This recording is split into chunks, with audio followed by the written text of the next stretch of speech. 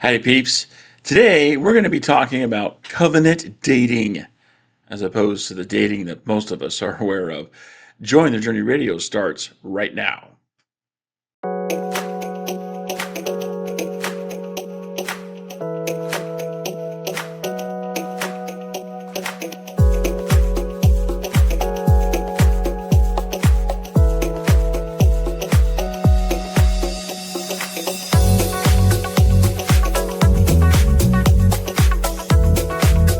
Welcome to the infusion of positive energy into the lives of single Latter-day Saints everywhere. This is Joy in the Journey Radio. And welcome back, peeps, to another wonderful, splendiferous, joyous episode of Join the Journey Radio. I am Lance, your host for Join the Journey Radio, and this is episode number 387, The Truth About Covenant Dating. That's not clickbait, by the way. We actually are gonna get into this and see if I can work this platform. Yeah, okay. So as I said before, uh, if you're viewing the program live, I don't see anyone in the chat right now, but if you do join us, please, hop in the chat, tell us where you're from. If you're viewing this program later, go ahead and leave a comment down below. Let us know where you're from. That'll help us with the algorithms, push the content out to more people who need it. Now, longtime audience members will know that we've talked about dating before on this program.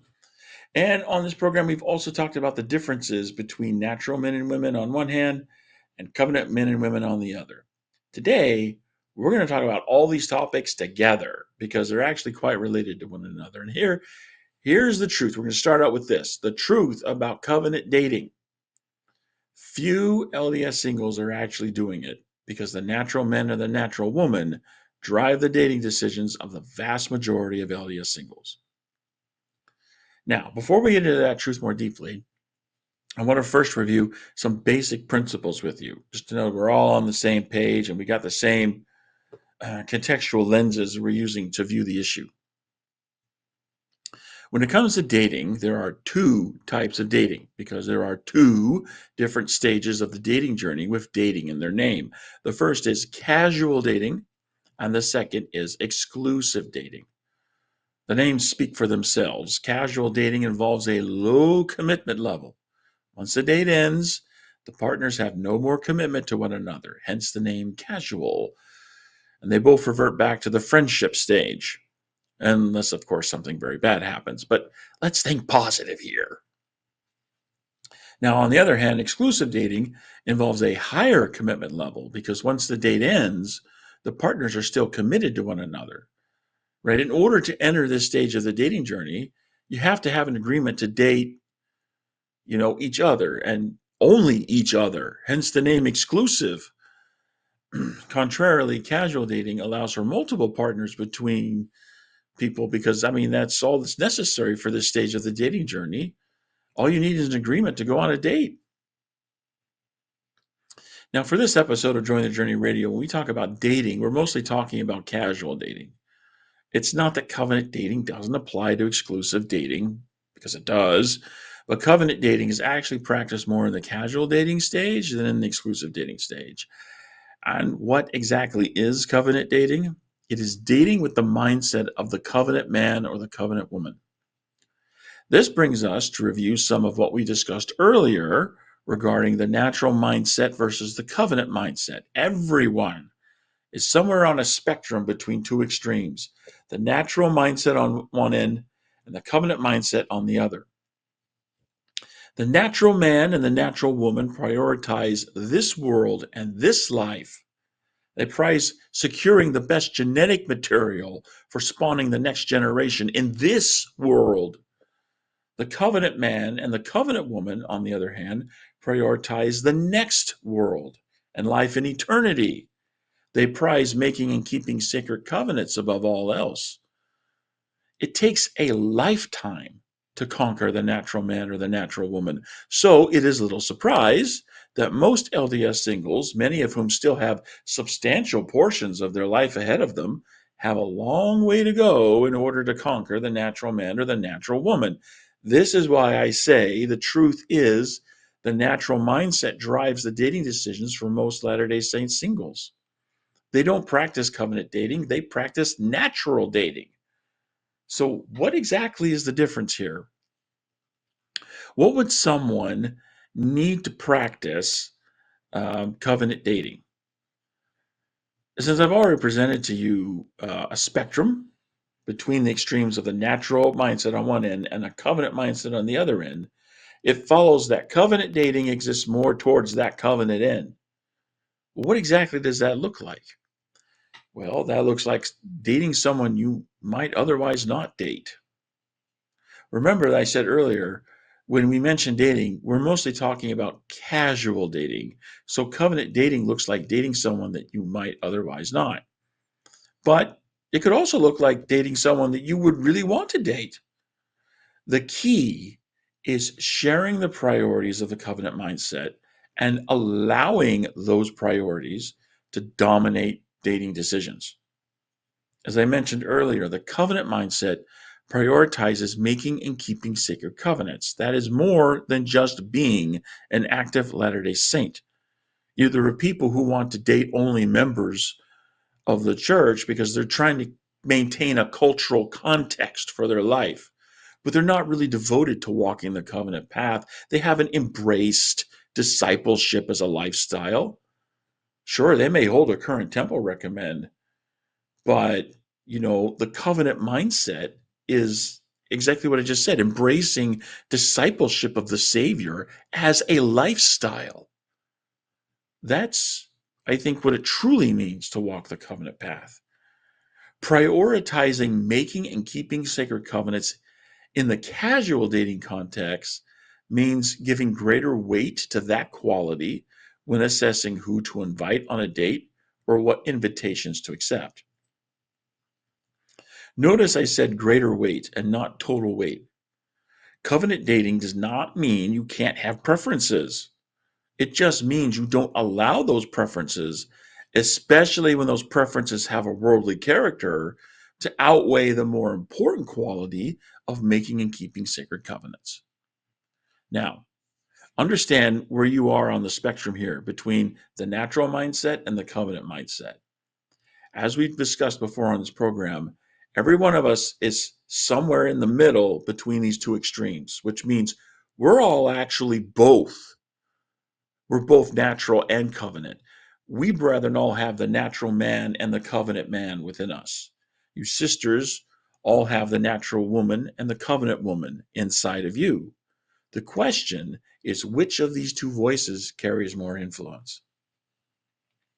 Based on what I have observed over the years, the vast majority of Latter day Saint singles are more influenced by the natural mindset than the covenant mindset when it comes to dating decisions. Again, remember that we are talking here about casual dating. This is dating with the intention of getting to know someone else better, getting to know yourself better, and having fun along the way. It is not a marriage proposal. I know a lot of LDS singles don't seem to have that understood. We keep talking about it, but you look the way people act. People act like it's a marriage proposal. In fact, the commitment associated with a casual date is so low that the invitation is nowhere near a marriage proposal, and yet many of us treat it like one. But it's this low commitment that allows experiencing multiple date activities with multiple partners. That's what's casual dating. That's a good and healthy thing, by the way. Covenant dating occurs when we prioritize extending invitations to or receiving invitations from those who have placed discipleship as the highest priority in life. Natural dating occurs when our dating invitations, both extended and accepted, place pleasing the natural man or the natural woman as the highest priority. And it's not hard to tell what has the highest priority. Just look at the filters we use when dating. Everyone has a list of deal breakers, an assembly of qualifications that someone absolutely has to have in order for the date invitation to be extended or accepted. Filters aren't necessarily bad. In fact, filters can help make decisions easier. And I'm certainly not putting down filters because I have one. I have a list of deal breakers, right? So I'm not here preaching against having a list of deal breakers. The problem comes when too many items on that list have no real importance in eternity. I return to an example that I shared in an earlier episode of this program. I once had a roommate who was rather short. He was a worthy priesthood holder who, in my estimation, prioritized walking the covenant path in his life. Yet many women dismissed him right off the bat in the dating context because they have a height requirement on their deal breaker list that he just doesn't meet. Now, I understand that many women want the feeling of looking up at their man because that helps them to feel what they want to feel. I also understand that desire doesn't come from the covenant woman. That desire comes from the natural woman. The desire to have that feeling has nothing to do with eternity and everything to do with this life and this world and securing the best genetic material to spawn the next generation in this world. Now, that doesn't mean that a woman couldn't have a preference for someone taller. Again, covenant dating allows for preferences, but covenant dating doesn't insist upon preferences. Those who practice covenant dating understand the difference between a preference and a deal breaker. Too many LDS singles treat as deal breakers what really should be treated as preferences, items that are nice to have, but that are not essential for moving forward in the dating journey. Honestly, I think men have an easier time accepting covenant dating than do women, and here's why. It goes back to the logic base that men and women are biologically hardwired to use when making decisions. The actual decision logic is the same for everyone. When presented with an idea, we all evaluate it and then either accept it or reject it. It's the base that's used for the evaluation and that logic that differs between men and women. Men are biologically hardwired to use intellect as their logic base. If the idea makes sense, it is accepted. And if it doesn't make sense, it is rejected. Women, on the other hand, are biologically hardwired to use emotion as their logic base. If the idea makes them feel good, they accept it. And if it doesn't make them feel good, it is rejected. Covenant dating conforms to the covenant mindset rather than the natural mindset. It makes sense once you understand it, but it won't exactly make you feel good, especially if you still have the natural man or the natural woman within you, which I will remind everyone takes a lifetime to conquer. The biologically hardwired logic base of a man sees this and can easily accept it because it makes sense. The biologically hardwired logic of a woman, however, sees this and more easily rejects it because it doesn't make her feel good. Now, please don't misunderstand me. This doesn't mean that women can't think with intellect or that men can't think with emotion. We're talking here about biologically implanted tendencies, ways of performance that come easier to one or the other.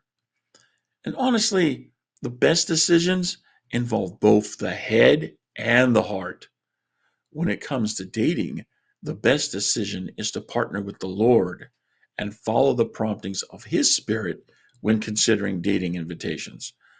Following the Spirit is the first step toward conquering the natural man listed in Mosiah 3:19, by the way.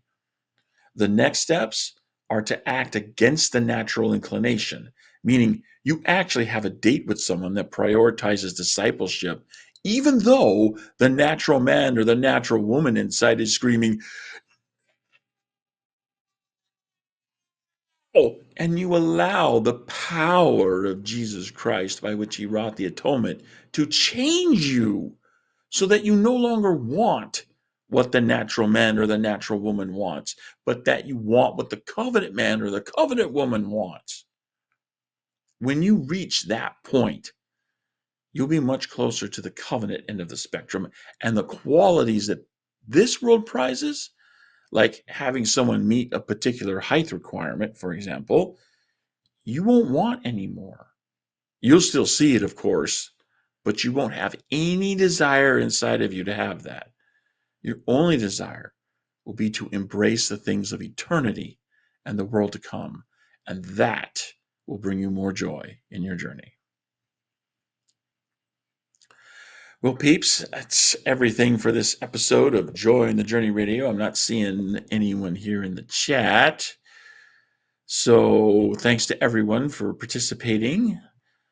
Obviously, after the fact, unless maybe you're here in the program, you're like chat shy. Uh, Man, I didn't get you guys to come in, break the chat. I want you to break this chat. That's my challenge. Come into the live stream, come for the live broadcast, break the chat. But since for this episode, it seems a lot of you are actually viewing it after the fact, thank you for joining in. If you have something you'd like to share about what we've discussed today, please leave a comment down below. If you have a topic or question you'd like to see addressed, we were happy to help. Please leave a comment down below if there's something we can do to help you overcome the challenges of LDS singles life. Yep, you got it. Leave a comment down below. You can also go to the contact page at jointhejourneyradio.com/contact. Send us a message with the form you find on that page. And as always, don't forget to like, subscribe, and share our content that you find helpful so that the algorithms can push that helpful content out to other people and help them. And until next time, this is your host reminding you there is joy to be had all along your journey. So take that joy and journey on.